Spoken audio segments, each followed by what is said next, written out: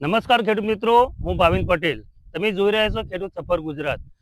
અત્યારે મોસ્ટલી ખેડૂતો ખેતી કરતા હોય તો મેજર પાક તરીકે એક જ પાકનું વાવેતર કરતા હોય, પણ આપણે તમે આ જોઈ શકો કે આપણા ખેતરની અંદર આ તમને લાગે છે કે મગફળી જ વાવેલી, પણ મગફળીની અંદર આપણે આતર પાક તરીકે જે ગાળો રાખી અને આપણે ચોળીનું પણ વાવેતર કરેલું હોય.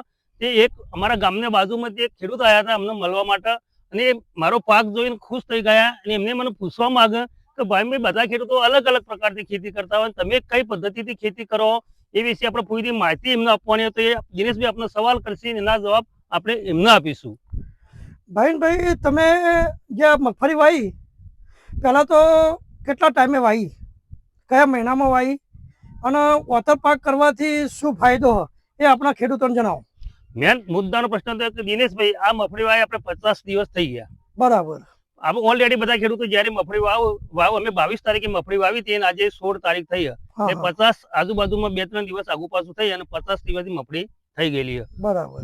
બીજું કોઈ પ્રશ્ન હોય તો મને કહો. તમે આ જે મારી ચોળી જોઈને તમે ખુશ થઈ ગયા કે તમે ચોળી કેમ વાવી, તો એ બી તમને હું જવાબ આપું કે ચોળી વાવવાથી ક્યારે વાવી અને એનાથી શું ફાયદા થાય એ પણ હું તમને કહીશ. એટલે આપણે મગફળી વાવ્યા પછી કયું ખાતર તમે આપેલું, પાયામાં કયું ખાતર આપો છો અને પાછળથી કયું ખાતર આપ્યું એ આપણા ખેડૂતોને જણાવો. સરસ તમે પ્રશ્ન કર્યો કે દિનેશભાઈ આની અંદર અમે પહેલા કોઠિયા પાપડી વાલોરનું વાવેતર કરેલું હતું.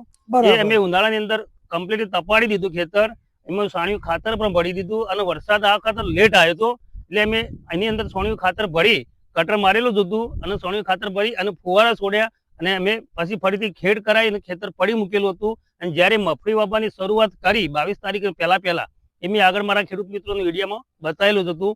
એની અંદર અમે ડીએપી ખાતર આપી દીધું અને જ્યારે આપણે મગફળીનું વાવેતર કરીએ છીએ એ પદ્ધતિ અમે મગફળીનું વાવેતર કર્યું અને વાવેતર અમે સાઈડનો ગાળો રાખેલો કે દરેક જે અમે પટ્ટા મૂકેલા છે આ તમે જોઈ શકો કે પટ્ટા એની વચ્ચે 4 લાઈન આવી જાય અને બે બાજુ 2 પટ્ટા પડી રહેતા હોય. બરાબર. એટલે ઓતર પાક કરવા માટે પહેલાથી જ તમે જગ્યા છોડી દીધેલી.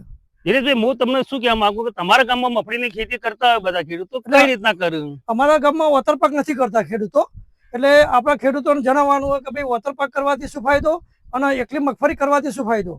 તમે પટ્ટા તો છોડી દેતા ઓલરેડી તમે. હા, આમ પટ્ટા એમને પડી જ રાખો. પણ અમારા એ ચારો એ પ્રમાણે જ આવે એટલે 4 લાઈનો જ આવે, બાકીની જગ્યા પડી રહે. તો એવું કરો, એના કરતા તમે મગફળી વાવી દો, એના પછી જયારે મહિનાની મગફળી થઈ જાય ત્યારે જે આપણે પટ્ટો પડ્યો હોય એના માટે તમારે કોઈ હાથની રોપડી હોય એ રોપડી ખેંચી પહેલા તમારે તોડી દડી દેવાની અંદર અને પછી રોપડી મારી દો ને તો કમ્પ્લીટલી આજે લગભગ કેટલા દિવસથી 30 દિવસની આપણી તોડી થઈ ગઈ છે અને તમે એની હાઈટ પણ જોઈ શકો અને આજે 10 થી 15 દિવસમાં ઉતરવા પણ આવી જશે. એટલે અત્યારે ખેડૂતો શું કરતા હોય, એક જ પાક વાવી દેતા હોય. ગમે તે કપાસ વાવતા હોય તો કપાસ, એરંડા વાવતા હોય તો એરંડા અને મગફળી વાવતા હોય તો મગફળી. એમાં આપણને શું ફરક પડતો હોય કે ખર્ચો એના જ કરવાનો. એમ મગફળી ચોળી માટે કે અલગ તમે ખર્ચો કરતા જ નહીં. જે મગફળીમાં ખાતર આપ્યું એ ખાતર આનો ઉપયોગમાં આવી જાય. જ્યારે અમે મચ્છીની દવા મારી કે ઈયળની મારી એની જરૂર ચોળીને પણ જરૂર જ હોય અને અમે ચોળીમાં પણ એ દવાની અસર થઈ જતી હોય એટલે આપણા ખર્ચામાં બહુ ફાયદો થતો હોય. એના માટે અમે ઓતર પાક તરીકે આ ચોળીનું વાવેતર કર્યું. એટલે ખર્ચો પણ બચી જાય અને ઓતર પાક કરવાથી આવક પણ વધી જાય. બરાબર. પછી હવે આ તમે મગફળી કેટલા દિવસે કાઢશો? તમે મગફળી આપણે ઓલરેડી 100 દિવસ કે 90 દિવસની મગફળી આપણે કાઢી દેતા હોય. એના પહેલા ચોળીનું વેણાટ થઈ જશે. આ તમે એની હાઈટ જોઈ શકો, કેટલી મસ્ત હાઈટ હતો. અને 15 થી 20 દિવસમાં ઉતારવા આવી જશે. અને માર્કેટની અંદર ભાવ અત્યારે તો 100-120 છે, પણ જયારે આપણે ઉતારવા આવશે કદાચ 60-70 ની એવરેજ પકડીએ તો આપણને વધારાની આવકમાં ફાયદો થઈ જાય અને આપણે આવક આવી જાય. બરાબર. તો હવે બીજું એક મારે પૂછવાનું કે તમે 45 દિવસ પછી કયું ખાતર મગફળીમાં આપેલું? અમે એસએસપી આવે ને એ ખાતર આપ્યું, સિંગલ સુપર ફોસ્ફેટ.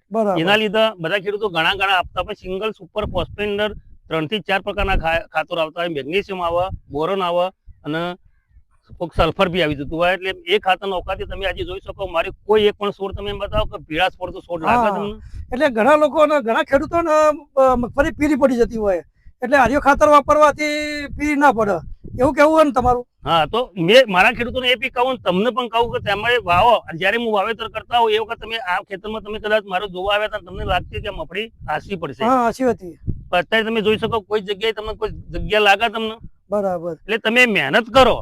બધા લોકો એમને ખેતી કરી પણ વેચી નથી, પણ તમે ખોટી મજૂરી કરો તો આવક થાય નહીં.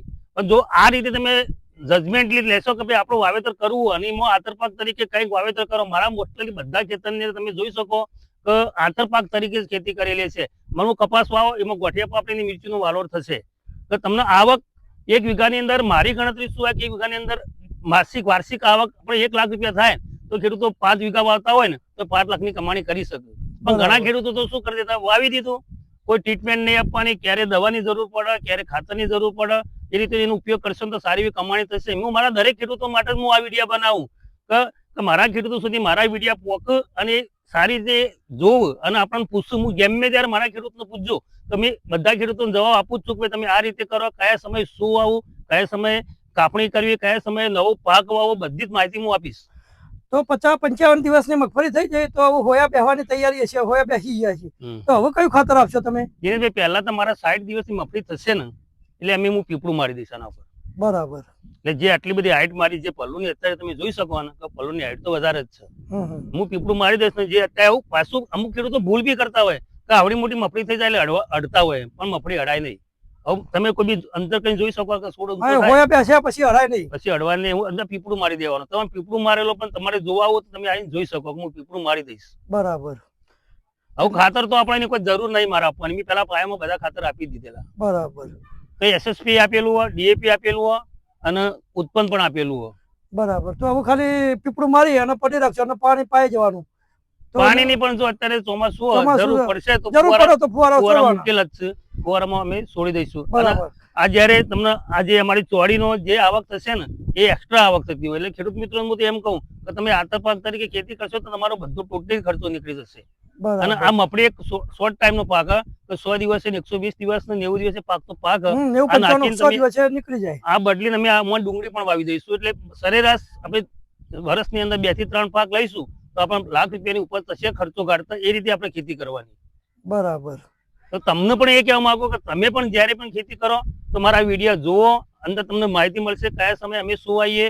તમને મને ફોન બી કરી શકો, ભાઈ મારું ખેતર તૈયાર અને શું વાવું તો હું તમને પૂરી માહિતી આપીશ. એટલે તમારી ગોઠિયા પાપડી જોઈને જ હું આજે અહીંયા કીધું આજે એમનો જતા આવું અને એમની માહિતી લેતા આવું. તો ગોઠિયા પાપડીની બિયારણ લઈ ગયા તો વાવેતર કરી દીધું અમે 14 તારીખે અમે વાવેતર કરી દીધું. ના, હું અમારે કરવાની તૈયારીમાં જ છીએ. તો મેં વિડીયોમાં મૂકેલું, પણ તમારે કોઈ બી માહિતી જોઈતી હોય તો મને ફોન કરજો, તમને માહિતી આપીશ. ચોક્કસ, 100%.